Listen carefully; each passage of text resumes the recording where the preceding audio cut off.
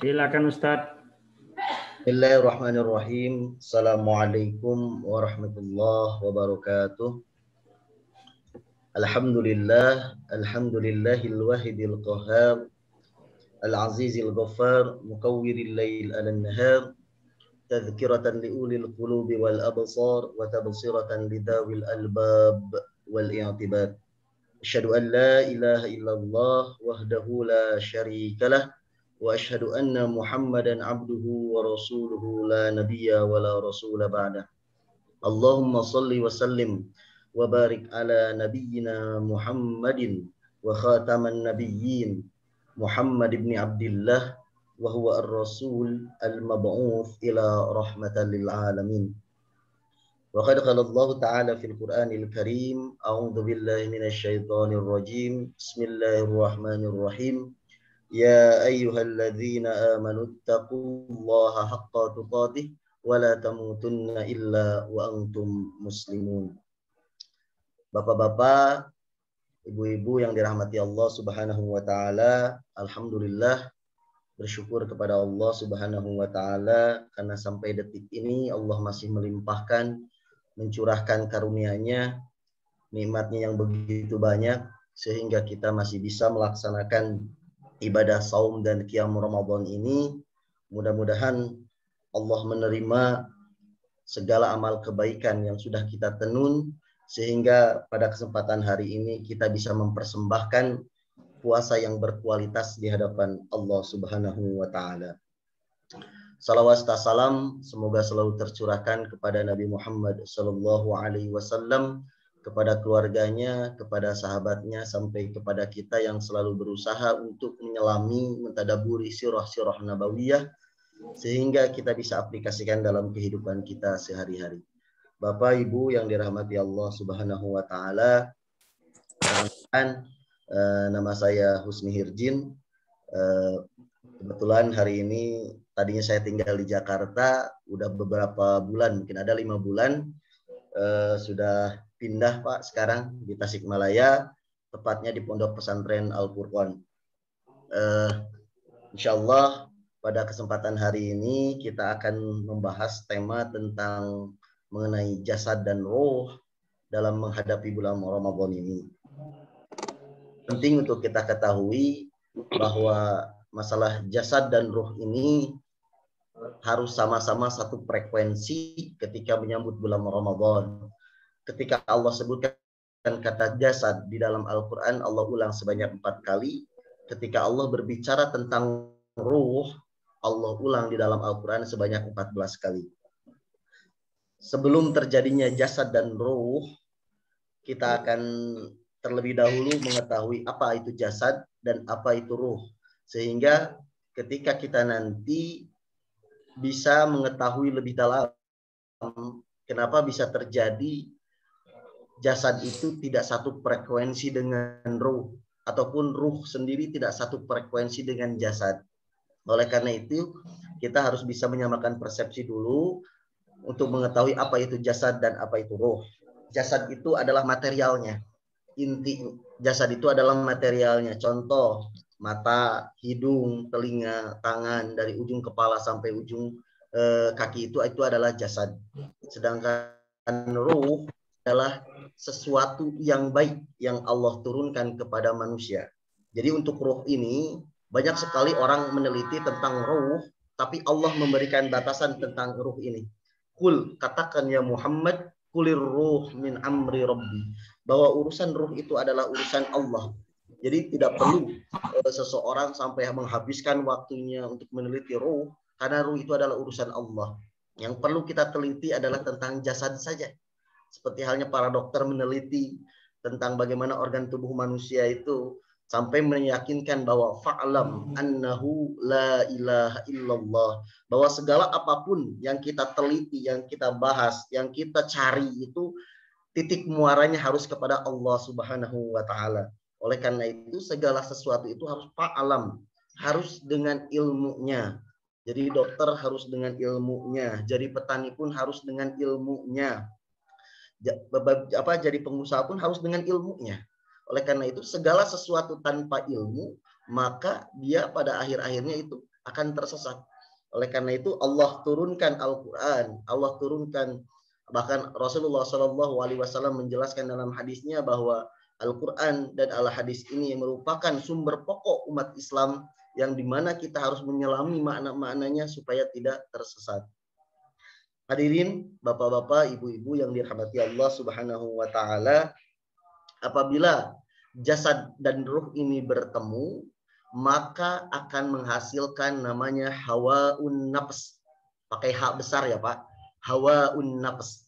Kalau hak kecil itu berarti istrinya Nabi Adam, Hawa. Tapi kalau hawaun nafs itu adalah segala keinginan yang timbul dalam diri manusia. Oleh karena itu, ketika jasad dan ruh itu Allah satukan, dalam hadis riwayat Ibnu Mas'ud itu, inna ahadakum yujma'u fi batni ummihi, sesungguhnya kalian itu Allah kumpulkan di dalam perut ibu kalian itu yang 40 hari pertama berbentuk spermatozoa dan ovum, ya, pertemuan antara spermatozoa dan ovum. Yang keduanya yang pertama nutfah, kemudian yang keduanya alaqah. Alaqah itu zigot menempel di dinding rahim. Kemudian selanjutnya 40 selanjutnya yaitu 4 bulan Allah jadikan mudghah. Nah, di umur 4 bulan ini fayursalu ilaihil malak, maka Allah utus malaikat, fayursalu ilaihil malak fayunfahu fihi ruh. Nah, di sini kita temukan bahasa ruh. Jadi Allah bentuk dulu materialnya, setelah itu Allah mulai masukkan ruh, maka dari sana mulailah bergerak. Ada tangannya yang bergerak, ada kakinya yang bergerak, sehingga dari sana Allah tiupkan ruh, sehingga jasad dan ruh ini bergerak. Oleh karena itu, ketika seseorang diambil rohnya, yaitu nafasnya, maka dia disebut dengan jenazah atau orang yang meninggal. Kalau kita kalau kita kenal sekarang ini. Nah, ruh ini adalah inti dari Allah Subhanahu wa Ta'ala, dan ruh ini adalah baik. Jadi ruh ini itu baik, tapi kalau jasad ini berpotensi ada baik dan tidak baik. Apabila ruhnya baik, jasadnya baik karena asupan-asupan gizinya itu baik. Contoh, misalnya ketika ibunya sedang mengandung, kemudian supaya janinnya berkembang dengan baik, dia memakan makanan-makanan yang baik. Bukan hanya makanan yang baik, tapi dihasilkan dengan cara yang baik. Oleh karena itu Allah berfirman dalam Al-Quran, ya ayyuhan nasu kulu minat thayyibat. Wahai manusia, kata Allah, makanlah oleh kalian makanan-makanan yang baik. Supaya apa? Supaya nanti berpengaruh terhadap jasadmu, dan itu akan berpengaruh juga terhadap ruhmu. Apabila makanannya itu dihasilkan dengan haram, maka lambat laun jasad dan ruh itu akan berpotensi tidak baik. Maka fujuroha wa taqwaha, Allah menciptakan 2 sumber kepada manusia itu. Yang pertama sumber al-fujur, keburukan, wa taqwaha, yaitu sumber kebaikan. Kebaikan ini, takwa ini bersumbernya dari ruh yang baik dan dari jasad yang baik. Tapi kalau ruhnya baik, jasadnya tidak baik, maka lambat laun ruh pun akan terbawa jelek. Saya ilustrasikan, bila kita misalnya memegang gelas, saya akan ilustrasikan. Kosong ya Pak? Ini kosong gelasnya. Nah, kalau kita ilustrasikan, di dalam gelas, nah ini gelas ini saya ilustrasikan sebagai jasad. Kemudian kita isi air bening, kita isi air mineral misalnya, maka ini potensinya baik. Tapi kalau kita masukkan misalnya ke jasad dan ruh ini, misalnya kopi, maka dia akan berwarna hitam. Kemudian kalau kita masukkan coklat, maka dia pun akan berubah menjadi coklat. Kita masukkan warna kuning, misalnya pewarna, dia pun akan berubah menjadi warna kuning. Nah, begitupun dengan isi dengan sesuatu yang tidak baik, maka dia pun akan berubah. Begitupun bila gelas ini sudah bersih, air mineralnya pun sudah jernih, kita isi dengan sesuatu yang baik lagi, maka dia pun akan tetap jernih dan dia pun akan tetap baik. Nah, begitulah jasad dan ruh analoginya.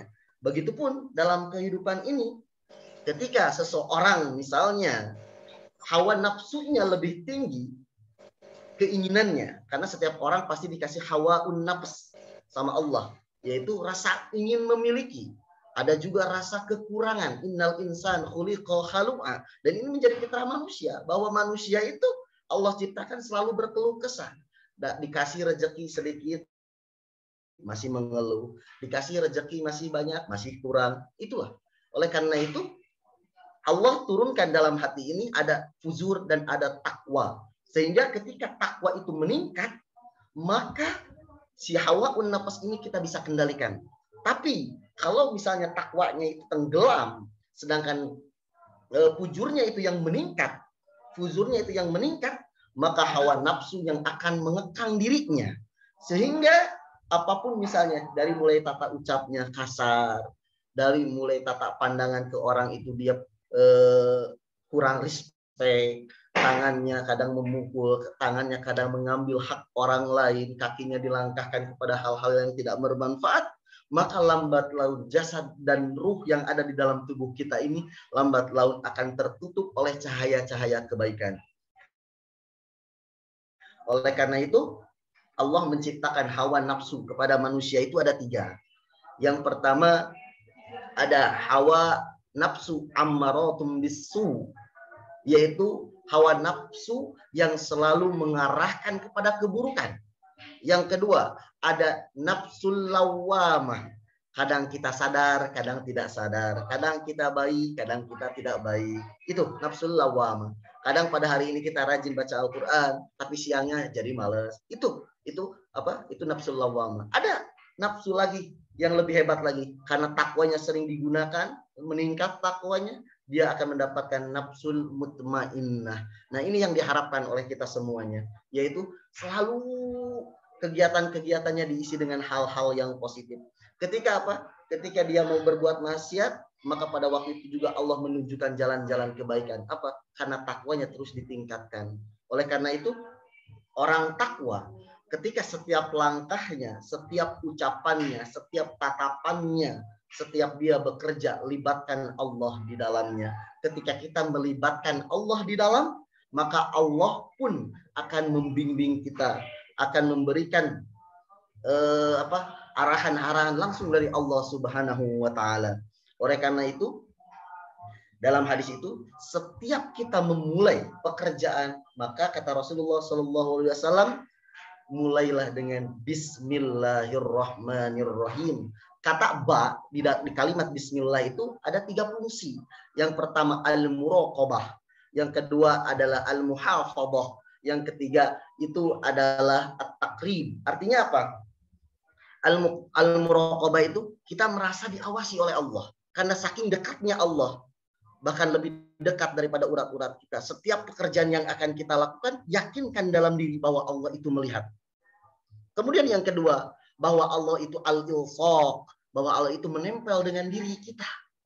Artinya, bahwa setiap pekerjaan pasti Allah tahu. Setiap apapun yang kita ucapkan pasti Allah tahu. Setiap apapun yang kita makan, yang kita kerjakan pasti Allah tahu. Sehingga dengan merasa diri ini selalu diawasi oleh Allah, sehingga diri ini selalu dipantau oleh Allah, tadinya kita mau berbuat yang tidak baik akhirnya tidak jadi. Karena apa? Merasa diri ini Allah terlibat di dalamnya. Oleh karena itu, apapun usaha kita, apapun pekerjaan kita, sebelum memulai, jangan lupa untuk mengucapkan bismillah. Supaya apa? Libatkan Allah di dalamnya. Ketika kita melibatkan Allah di dalam setiap pekerjaan, insya Allah jaminan dari Allah, wa may yattaqillah yaj'al lahu makhraja. Siapapun orang yang meningkatkan takwa kepada Allah Subhanahu wa taala, maka akan Allah berikan keran-keran pembuka dari setiap permasalahan kita. Bapak, ibu-ibu yang dirahmati Allah Subhanahu wa taala, ketika jasad dan ruh ini bertemu, kemudian dua-duanya memiliki materi yang baik, sudah pasti ruh itu baik. Nah, ini jasad yang berpotensi tidak baik. Ketika kebaikan itu kita latih, cara makan pun kita latih, kemudian cara berbicara pun kita latih, sehingga akan semakin baik tubuh ini. Sehingga apapun yang dihasilkan dari tubuh ini adalah sesuai dengan hidayah dan pertolongan dari Allah Subhanahu wa Ta'ala. Yakin Bu, Pak, bahwa kita mampu, ataupun misalnya saya mampu berbicara di hadapan ibu ataupun bapak ini atas izin Allah. Bisa jadi mungkin beberapa detik kemudian saya tidak mampu untuk berdiri, saya tidak mampu untuk berbicara, saya tidak mampu untuk menatap. Tapi pernahkah kita berpikir bahwa setiap kedipan mata, setiap kita bersin, ataupun setiap apapun yang kita lakukan ini, pernahkah kita kaitkan itu semua atas izin Allah Subhanahu wa Ta'ala? Inilah bentuk syukur kita kepada Allah. Apapun yang telah Allah berikan kepada kita, maka wajib kita syukuri oleh kita, baik berupa ucapan yang baik ataupun perbuatan yang baik. Hadirin yang dirahmati Allah Subhanahu wa Ta'ala, ketika Allah sudah memberikan jasad dan ruh ini baik, maka hal pertama yang perlu kita lakukan adalah menyambut hidayah itu. Salah satunya misalnya ketika datangnya bulan Ramadan, itu ada tarhib Ramadan.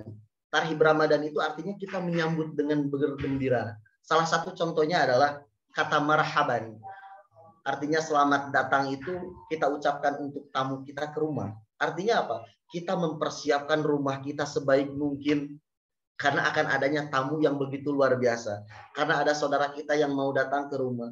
Yang tadinya di rumah itu tidak ada makanan, kita sudah ada makanan. Kita siapkan. Yang tadinya tidak ada minuman, kita siapkan minuman itu.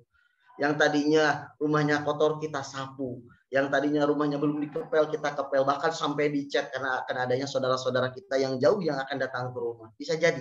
Begitupun dengan kedatangan bulan Ramadan. Sebelum bulan Ramadan datang, kita sudah mempersiapkan jiwa dan ruh kita untuk menyambut bulan Ramadan itu. Sehingga ketika bulan Ramadan datang menghampiri kita, jiwa dan ruh kita sudah siap. Apapun yang Allah perintahkan ketika bulan Ramadan itu, ya ayyuhalladzina amanu kutiba alaikumusiyam, kata Allah. Allah janjikan kepada kita semua, yaitu satu pahala yang begitu luar biasa pada bulan Ramadan itu. Bukan hanya pahalanya saja, tapi Allah limpahkan apa? Limpahkan ampunan yang tak terbatas. Kita buka hadis Bukhari Muslim. Man soma ramadhana imanan wahtisaban ghufira lahu ma taqaddama min dambi. Man di sini artinya ismun mausulun yadullu alal fardiyah, artinya siapapun nanti yang berpuasa pada bulan Ramadan, kata Rasulullah Shallallahu alaihi wasallam, baik itu dari kalangan anak-anak, baik itu dari kalangan remaja, baik itu dari kalangan ibu-ibu, baik dari kalangan bapak-bapak ataupun nenek-nenek ataupun kakek-kakek, yang melakukan bulan puasanya itu dengan penuh sungguh-sungguh, kata Rasulullah Shallallahu alaihi wasallam, dengan penuh iman. Artinya apa? Dipersiapkan iman kita untuk menyambut bulan Ramadan ini. Kemudian dengan penuh ihtisab, menghisab diri ini, banyak dosa. Kita sadar akan dosa-dosa yang sudah kita lakukan. Apa jaminan dari Allah? Ghufirallahu ma taqaddama min dambi. Min di sini min tabaid, artinya untuk seluruhnya, apapun dosa dia, apapun dosa anak itu, apapun dosa ibu, apapun dosa bapak, yang begitu banyaknya, termasuk dosa-dosa saya yang sudah saya lakukan. Kata Rasulullah, kalau dikerjakan puasanya itu dengan betul, maka apa? Ghufirallahu ma taqaddama min dambi. Allah akan ampuni seluruh dosa-dosanya dari mulai dia balik sampai detik ini, kata Allah.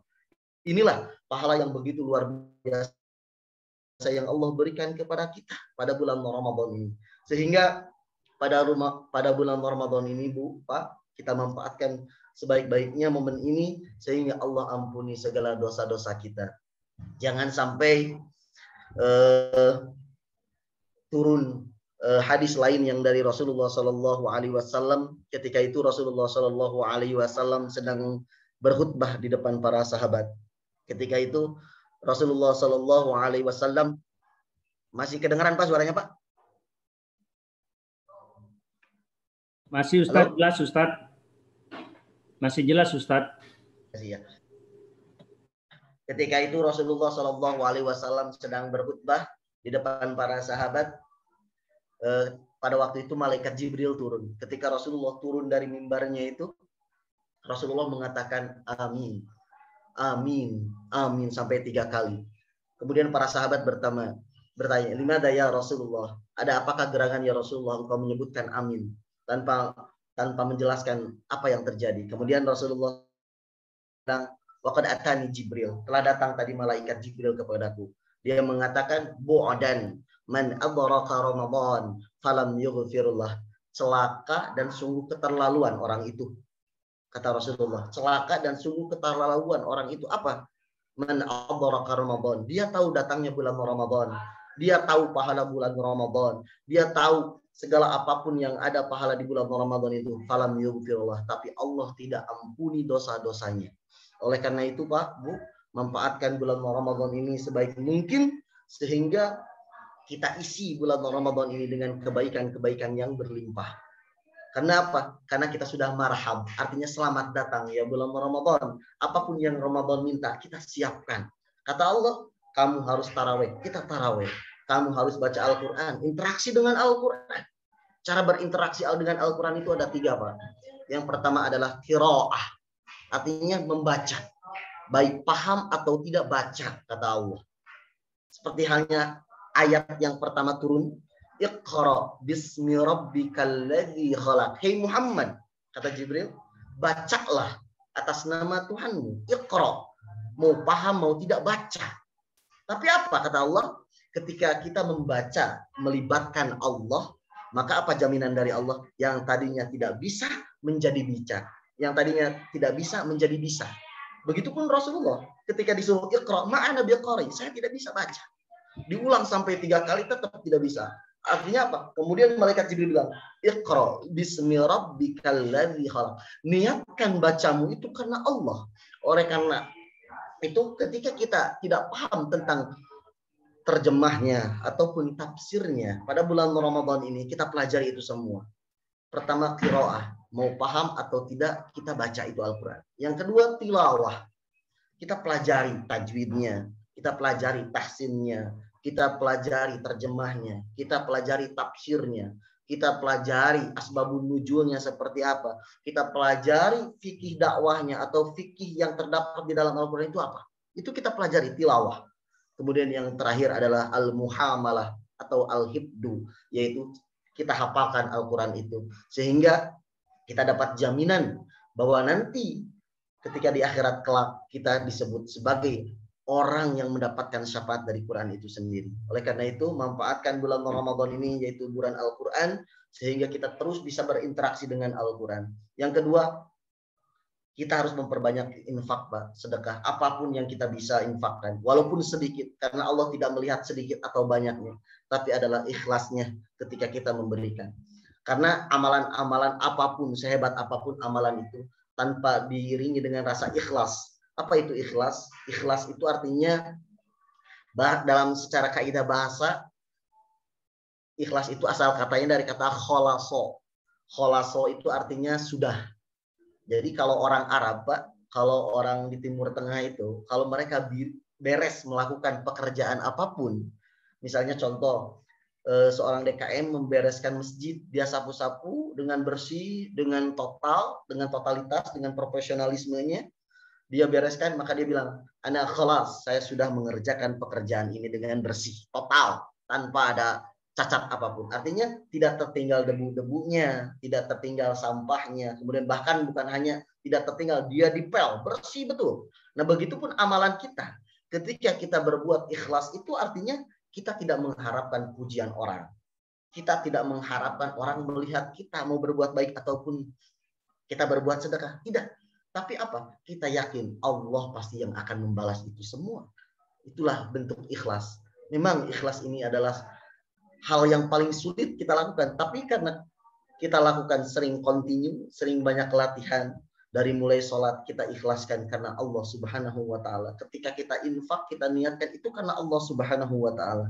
Ketika kita puasa, kita niatkan itu karena Allah Subhanahu wa Ta'ala. Apapun itu, dari mulai kita makan sahur, dari mulai kita berbuka puasa, niatkan itu karena Allah Subhanahu wa Ta'ala. Karena segala sesuatu yang diniatkan karena Allah, maka itulah yang disebut dengan ikhlas. Kita tidak akan repot, Pak. Ketika kita ikhlas itu kita tidak akan repot dengan apa gunjingan orang atau omongan orang. apapun gunjingan orang, omongan orang, kita itu akan ikhlas. Oleh karena itu, obat ruh dan obat jasad itu adalah kuncinya, yaitu adalah ikhlas.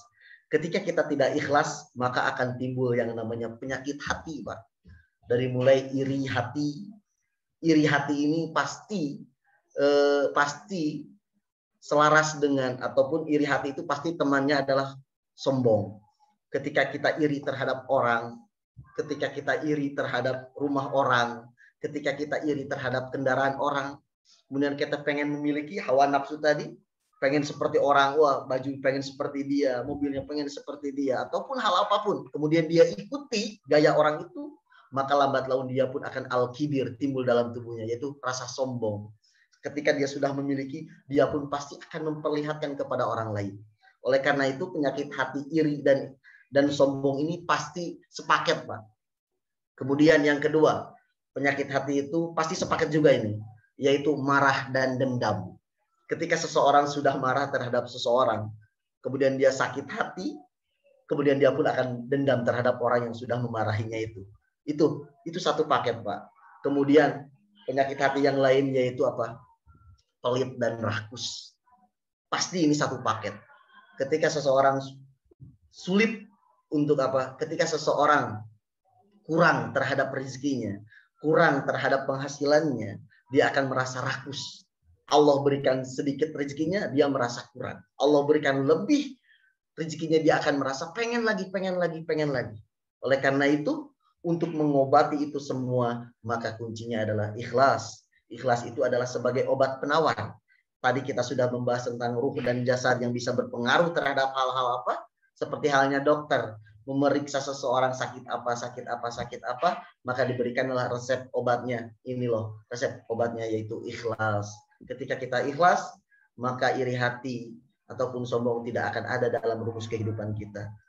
Ketika kita marah ataupun dendam, tetapi sudah ada ikhlas dalam diri ini, maka tidak akan ada timbul rasa pengen marah ataupun dendam. Ketika kita ada ikhlas, maka tidak akan timbul dalam diri ini rasa pelit ataupun rasa serakah. Maka obat dari itu semua adalah, obat untuk ruh itu adalah ibadah, obat untuk jasad itu adalah makanan-makanan yang baik.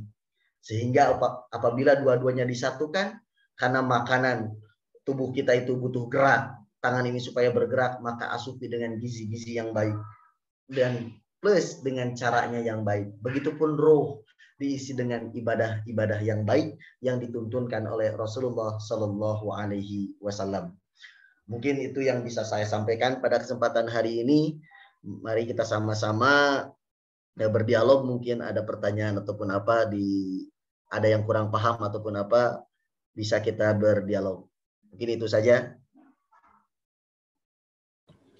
Kepada bapak-bapak dan ibu-ibu yang ingin bertanya, silakan meng-unmute speakernya, mikrofonnya, supaya bisa didengar. Karena semuanya tadi saya mute.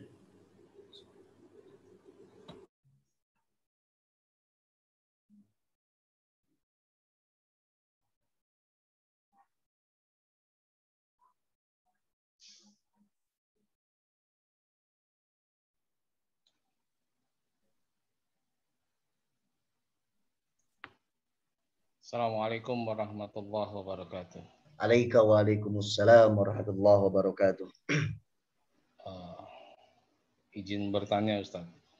Silakan Bapak. Kalau melihat penyampaian Ustaz tadi dan melihat tema yang disampaikan oleh pengurus masjid terkait dengan judul pada pagi hari ini, persiapan jasad dan ruh dalam menyambut bulan Ramadan. Yang ingin saya tanyakan, sedekat apakah arti jasad dan ruh itu sendiri di dalam, atau sedekat apakah jasad dan ruh tersebut dalam manusia Jadi definisi jasad dan ruh itu tentunya ada. Ada definisi arti jasad dan arti ruh. Namun sedekat apakah antara jasad dan ruh pada diri manusia untuk bisa ditafsirkan atau diaplikasikan dalam suatu perbuatan baik maupun perbuatan buruk. Bisa dipahami, Ustaz, ya?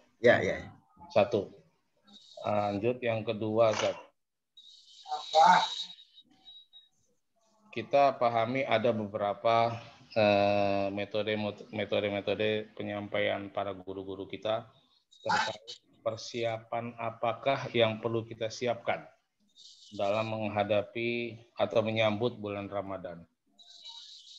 Di antara persiapan itu ada penyampaian para guru adalah ziarah kubur atau yang kita kenal di sini adanya apa ya, modelnya kayak arwahan ya.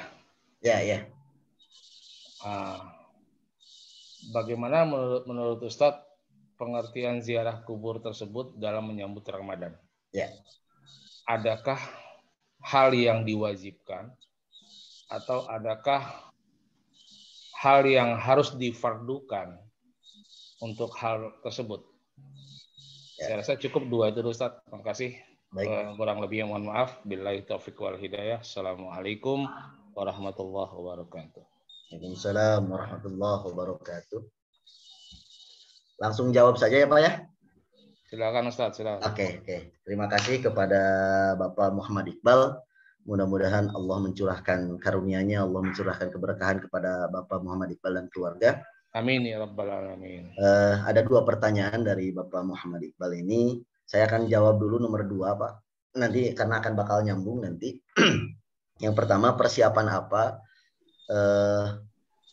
apa untuk menyambut bulan Ramadan itu sendiri terkait dengan jasad dan roh. Yang keduanya tentang masalah ziarah kubur. Pertama, ziarah kubur dulu Pak. Nahaitu an ziyaratil kubur fazuruha, kata Rasulullah SAW. Pada pertama kali ziarah kubur itu dilarang Pak. Pada pertama kali, tapi itu dihapus aturan itu sama Rasulullah. Kemudian nahaitukum an ziyaratul kubur fazuruha. Pada hari ini saya larang tentang ziarah kubur. Karena apa? Karena ketika mereka datang ke ziarah kubur itu ada yang meminta-minta, ada yang menangis, bahkan ada yang sampai menjambuk rambutnya ataupun hal apapun. Maka pada waktu itu Rasulullah larang. Tapi setelah beberapa episode, setelah beberapa bulan atau beberapa tahun, ada perubahan di kalangan orang Arab pada waktu itu. Maka pada waktu itu Rasulullah fazuruha. Maka mulai detik ini kata Rasulullah, silakan kalian berziarah kubur. Nah, inti dari berziarah kubur itu adalah untuk apa? Lidzikril maut, untuk mengingat kematian. Bukan hanya mengingatkan kematian saja, tapi kita mendoakan orang yang sudah mendahului kita. Makanya kenapa ketika kita melewati kuburan, assalamualaikum ya ahlad diyar, keselamatan bagimu wahai para penghuni kubur, wa inna ma'akum lahikun, sesungguhnya kami pun sama akan seperti kalian. Artinya innaka mayyitun, bahwa kata Rasulullah kalian pun akan mati. Isma syi'ta fa innaka mayyitun, hiduplah sesuka kamu kata Rasulullah, karena kamu pada ujung-ujungnya akan mati. Oleh karena itu ziarah kubur itu sebenarnya disunahkan, silahkan. Tidak melihat waktu Pak, ziarah kubur itu. Tapi pada intinya, esensi poin dari ziarah kubur itu apa? Lidzikril maut, mengingat saja. Supaya kita apa? Supaya kita tidak lupa tentang hakikat diri kita itu bakal mati. Oleh karena itu Allah mengingatkan kepada manusia tentang apa? Kullu nafsin dha'iqatul maut. Setiap seseorang yang bernapas, seperti halnya kita, baik hewan ataupun tumbuh-tumbuhan, semuanya itu pasti akan mati. Itu satu. Bahwa ziarah kubur itu kalau misalnya pada bulan Ramadan banyak sekali orang berziarah kubur. Bukan hanya bulan Ramadan, hari-hari biasa pun itu boleh Pak berziarah kubur. Tapi ingat, niatnya untuk lidzikril maut, hanya cukup mengingatkan kematian. Maka pada bulan Ramadan ini, sebelum Ramadan orang mempersiapkan untuk apa? Ziarah kubur, membersihkan kuburannya. Itu boleh, silakan. selama tidak menyalahi aturan-aturan yang sudah Rasulullah tetapkan. Jadi jangan terlalu berlebihan dalam berziarah kubur sampai ada orang yang meminta ataupun ada orang yang seperti hal yang lainnya. Nah, itu tidak diinginkan oleh Rasulullah. Cukup niatkan bahwa ziarah kubur itu untuk lidzikril maut. Itu satu, Pak. Mudah-mudahan jawaban ini tidak puas sehingga Bapak bisa mencari jawaban-jawaban yang lain. Yang keduanya, terkait dengan persiapan bulan Ramadan. Makanya ketika ayat turun, ayat kedua Al-Baqarah 183 itu, ya ayyuhalladzina amanu kutiba alaikumusiyam. Allah turunkan pada bulan Rajab, tepat pada tahun kedua Hijrah. Senangnya luar biasa para sahabat pada waktu itu. Karena apa? Pada bulan Rajab itu, kalau kebiasaan orang-orang Timur Tengah, Pak, pada bulan Rajab dan bulan Sya'ban itu mereka selalu mempersiapkan kedatangan untuk menyambut bulan Ramadan itu. Salah satu caranya untuk menyambut bulan Ramadan itu apa? Dengan latihan puasa sunnah. Itu. Karena ketika seseorang setarnya bagus, Pak, contohlah kita analogikan, orang yang bermain futsal atau orang yang bermain basket, ketika mereka tidak ada pemanasan, Pak, maka dalam hitungan 10 menit ataupun 5 menit bisa jadi akan lebih cepat capeknya dibandingkan orang yang warming up-nya itu sebelumnya. Oleh karena itu, sebelum datang Ramadan, kata Rasulullah, persiapkan. Makanya disebut dengan tarhib. Artinya apa? Meluangkan diri kita yang tadinya jiwa itu dan ruh kita itu penuh dengan hal-hal yang berbau duniawi. Karena akan menyambut bulan Ramadan, kita mulai kosongkan jiwa-jiwa ini. Supaya apa? Dengan datangnya bulan Ramadan itu kita senangnya luar biasa. Bahagianya luar biasa. Maka ada doa yang dipanjatkan oleh Rasulullah Sallallahu Alaihi Wasallam. Allahumma ahillahu alaina bil amni atau bil yumni. Dalam riwayat itu ada dua. Allahumma ahillahu alaina bil yumni wal iman wassalamati wal islam. Rabbi wa rabbukallah. Ya Allah, tolong hadirkan awal Ramadan ini pada kami. Sehingga ketika kami menyambut bulan Ramadan itu penuh dengan rasa aman, nyaman. Bil amni wal yumni itu dengan rasa aman, nyaman. Sehingga orang tidak berpikir, walaupun harga cabai naik, walaupun harga ini, tapi tetap nyaman, tenang, santai saja. Tidak perlu repot. Karena Allah sudah menjanjikan itu semua nanti. Bil amni wal yumni was bil iman. Dengan penuh iman ketika kita menyambut bulan Ramadan ini. Sehingga ketika bulan Ramadan datang itu, semangat kita semakin menggebu. Karena tadi apa? Persiapannya sudah matang, Pak. Warming up-nya sudah. Tilawahnya kita sudah latihan, tahsinnya sudah latihan sebelum Ramadan itu. Kemudian hadis-hadisnya sudah kita hafal. Makanya sebelum datang Ramadan itu, kalau bisa Bu, Pak, fikih Ramadan itu harus kita baca sebelumnya. Sehingga ketika kita bulan Ramadan itu, benar-benar kita fokus terhadap amalan-amalan kita. Amalan-amalan keluarga kita misalnya. Kalau kita punya cita-cita ingin masuk keluarga berjamaah, maka pada bulan Ramadan inilah momennya. Pada bulan Ramadan inilah saatnya untuk mempersiapkan itu semua. Karena di surga kelak nanti ada orang yang masuk surga berjamaah bersama keluarganya, Pak. Dari mulai kakeknya sampai cicit-cicitnya. Itu Allah sediakan pada bulan Ramadan. Sehingga momen Ramadan ini jadikan sebagai apa? Sebagai ikatan keluarga yang begitu luar biasa, Pak. Nah, kemudian persiapan-persiapan yang lainnya apa? Persiapan-persiapan untuk jasad dan ruhnya, yaitu melatih dengan berpuasa sunnah, Pak. Supaya nanti apa? Supaya nanti kita itu tidak kram. Kalau dalam istilah olahraga itu kita tidak kram. Karena apa? Kita sudah ada pemanasannya yang luar biasa. Sehingga kita setar dari awal Ramadan sampai akhir Ramadan itu, semangat kita itu tidak akan pernah turun, Pak. Oleh karena itu Allah sediakan pada bulan Ramadan itu, yaitu bulan 1000 bulan, atau kita kalkulasikan waktu menjadi 83 tahun, Pak. Dan itu bisa kita dapatkan hanya buat orang-orang yang setarnya bagus, persiapan sebelum Ramadannya bagus. Karena dia akan full pada bulan Ramadan itu untuk mempersiapkan itu semua. Kemudian, sedekat apa jasad dan ruh itu? Sedekat kita menyambut bulan Ramadan.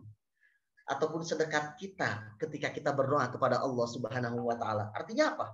Jasad dan ruh itu akan satu frekuensi, Pak, akan satu arah, akan dekat dua-duanya manakala jasad itu diisi dengan hal-hal yang baik dan ruh juga diisi dengan ibadah-ibadah baik. Makanya ketika bulan Ramadan tiba itu, orang yang memiliki jasad dan ruh yang baiknya itu dia akan sangat senang. Berbeda dengan misalnya jasadnya tidak menerima, Pak.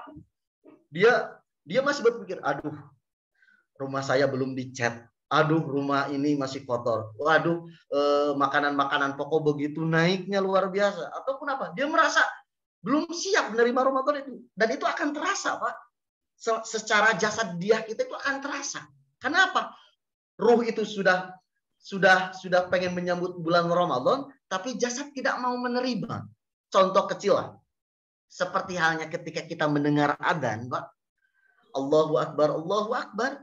Ruh bilang, wah, adzan sudah masuk. Kita mau pergi ke masjid. Jasad tidak menerima. Jasad mata masih nonton. Tangan masih bekerja. Kaki belum mau untuk berdiri. Nah itu tidak satu frekuensi. Tapi kalau misalnya jasad dan ruh ini sudah satu frekuensi, ketika ruh mengatakan kepada qalbun, kepada hati itu, ayo kita berangkat ke masjid. Maka secara respon cepat, otak itu akan merespon dengan cepat. Kaki mulai berdiri, kaki mulai melangkah, tangan sudah mulai bergegas, mulai ambil air wudhu, terus setelah itu langsung berangkat. Itulah kedekatan antara jasad dan ruh. Jadi satu sama lain itu saling dekat, Pak. Sehingga satu sama lain tidak bisa dipisahkan. Oleh karena itu, jasad dan ruh itu harus satu frekuensi. Sehingga ketika menerima titah Allah itu akan dengan mudah, akan dengan marhab, akan dengan lapang, enak. Ketika kita menerima perintah dari Allah Subhanahu wa taala. Oleh karena itu pada bulan Ramadan ini kata Allah, ya ayyuhalladzina amanu kutiba alaikumusiyam. Ini kehebatan dari ayat ini. Allah tidak melihat seberapa dekat dia dengan Allah. Allah tidak melihat seberapa jauh dia dengan Allah. Allah tidak melihat dia mau pertengahan dekatnya dengan Allah. Tapi semuanya sama, kita dipanggil oleh Allah. Ya ayyuhalladzina amanu. Hei orang-orang yang merasakan iman di dalam hatinya. Walaupun imannya itu jauh dengan Allah. Walaupun imannya dekat dengan Allah. Ataupun pertengahan imannya kepada Allah. Tapi pada bulan Ramadan ini Allah panggil. Makanya ketika awal bulan Ramadan, Pak, seluruh masyarakat, Pak, di Indonesia khususnya yang muslim itu bergegas sop paling awal, baca Qur'annya di awal-awal. Tapi mulai pertengahan mulai agak pudar, pertengahan lagi mulai agak pudar, sampai pada akhirnya tinggal 2 sap yang tersisa. Kenapa? Karena mereka tidak mempersiapkan sebelumnya. Kalau orang yang startnya bagus, persiapannya bagus, menuju startnya bagus, dari start sampai akhir pasti insya Allah akan bagus. Sehingga dia mendapatkan Lailatul Qadar itu sendiri. Mungkin itu saja, Pak, yang bisa saya jawab. Mudah-mudahan nanti Bapak bisa mencari lagi ilmu-ilmu yang lain. Wa ma utitu minal ilmi illa qalila. Allah berikan kepada saya ilmu yang sedikit, mungkin bisa jadi jawaban saya kurang memuaskan. Terima kasih, Pak. Syukran, Ustaz. Makasih. Sama-sama, Ustaz.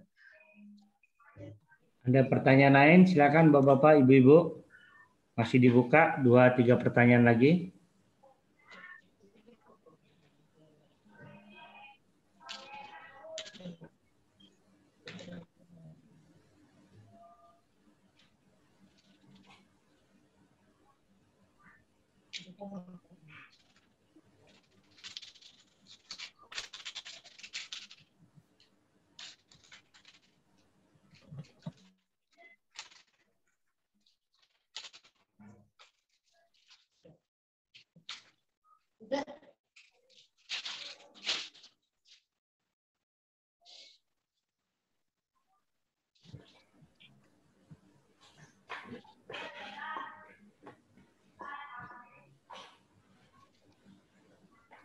Baik, Ketua, izin mungkin kalau belum ada yang isi lagi, saya kasih satu pertanyaan lagi, Ustaz. Boleh, Pak, silahkan. Sedikit saja, Ustaz.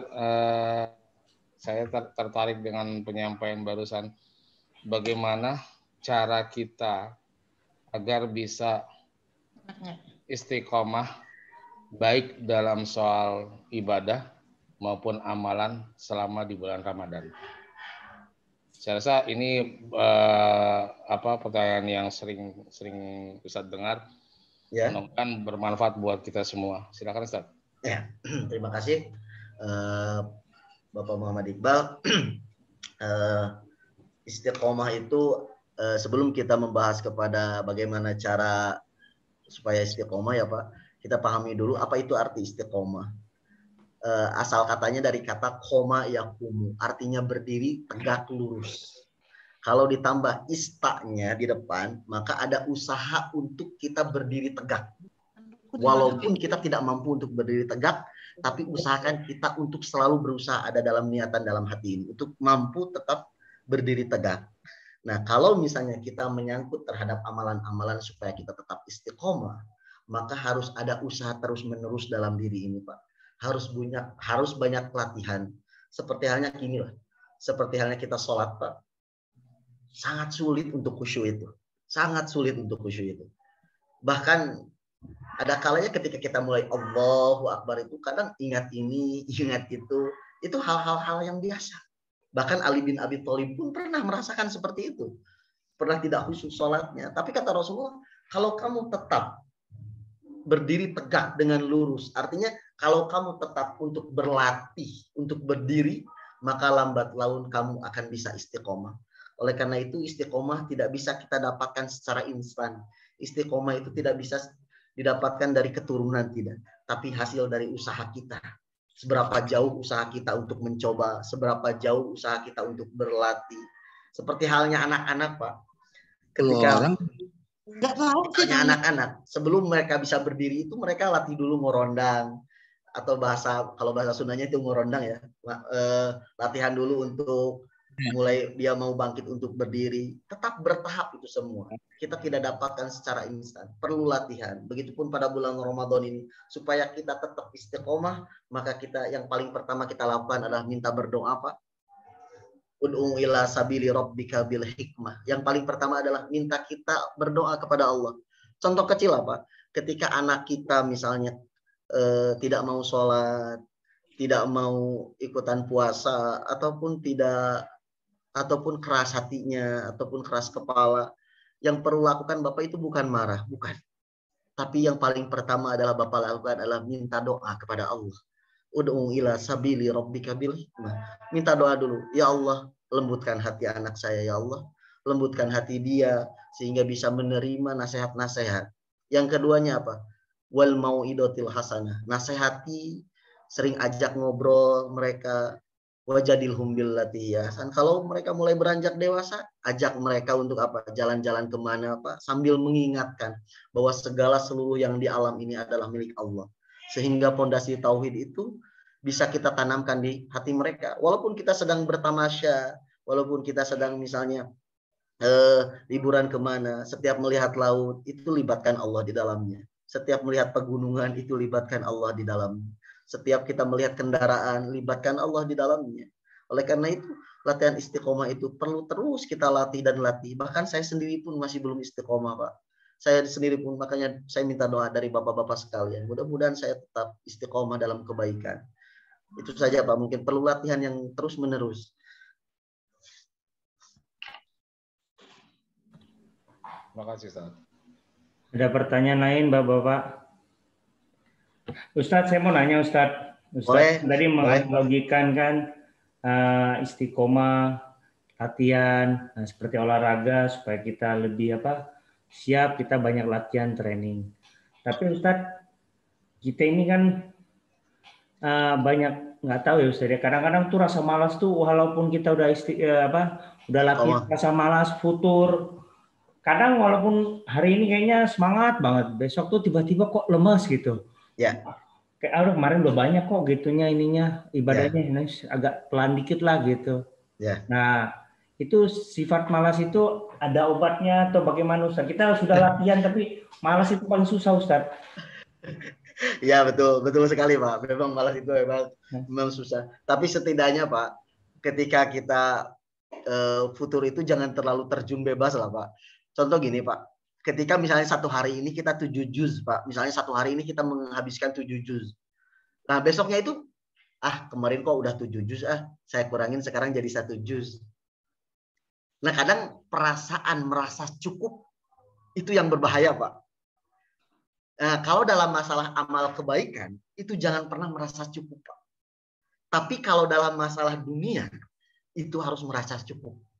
Tapi kalau dalam masalah amal kebaikan, amal soleh, ataupun hal apapun itu kadang kita merasa kayak gitu. Kalau dalam amal kebaikan, tadi saya udah gede ngasih ke masjid, nanti mas saya untuk bulan selanjutnya segini saja, kurangi takarannya karena sering. Bukan masalah seseringnya itu, Pak. Tapi masalah kebaikan itu harus terus kita dawamkan, biasakan. Makanya kata Rasulullah Shallallahu Alaihi Wasallam, kerjakanlah kebaikan itu walaupun sedikit, tapi terus menerus. Sedikit, tapi terus menerus. Dibandingkan besar, tapi besoknya tidak. Oleh karena itu, makanya tadi saya bilang bahwa proses untuk menyambut Ramadan itu perlu latihan sedikit demi sedikit, Pak. Sedikit. Contoh gini, ketika Bapak ataupun Ibu masuk ke undangan pernikahan, Pak, kan itu banyak makanan ya, Pak, Bu. Sehingga nafsu kita itu banyak. Akhirnya kita ambil makanan itu banyak, Pak.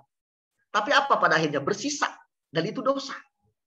Coba kalau kita berpikir secara jernih, Pak. Ambil secukupnya dulu. Kalau itu bisa nambah. Nah, itulah gambaran dunia, Pak.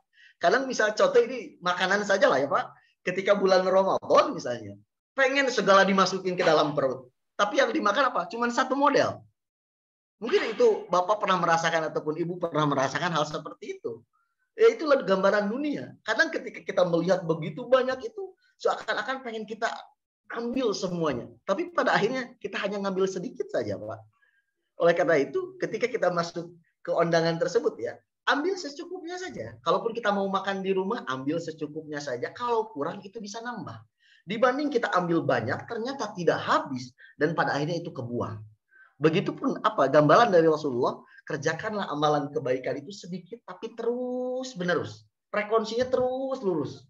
Tapi tidak terjun bebas ke bawah. Oleh karena itu, sedikit demi sedikit terus latihan. Nanti insya Allah akan lancarkan. Dan yang paling penting, terus kita berdoa kepada Allah Subhanahu wa Ta'ala.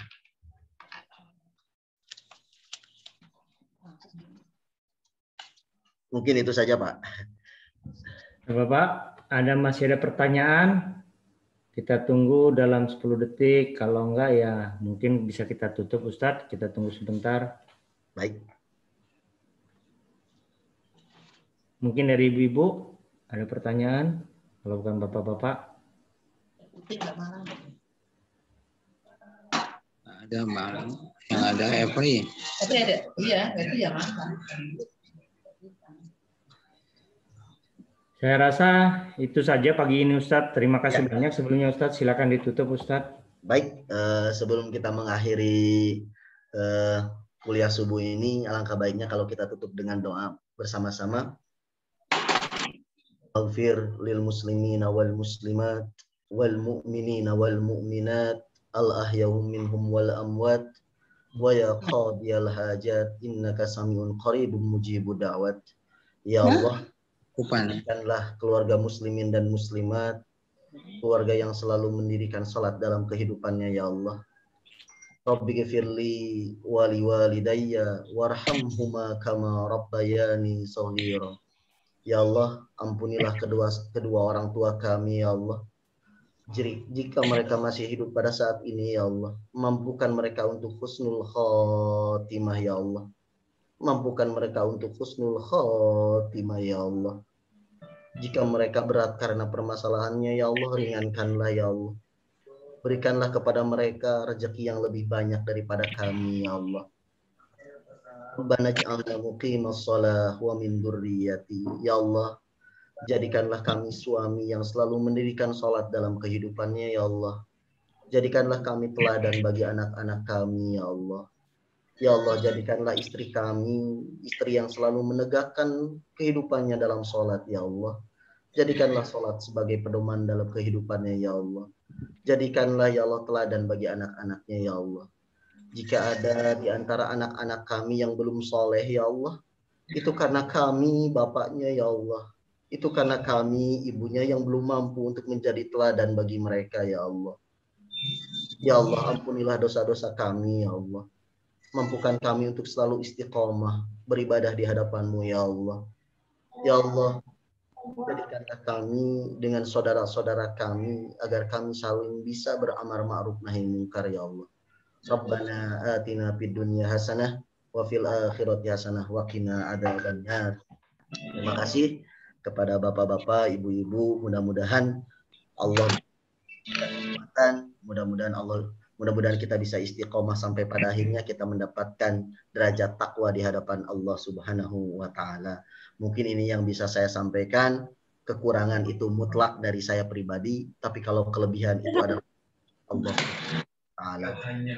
Nasrun minallah wa fathun qarib wa basyiril mu'minin. Assalamualaikum warahmatullahi wabarakatuh. Waalaikumsalam warahmatullahi wabarakatuh.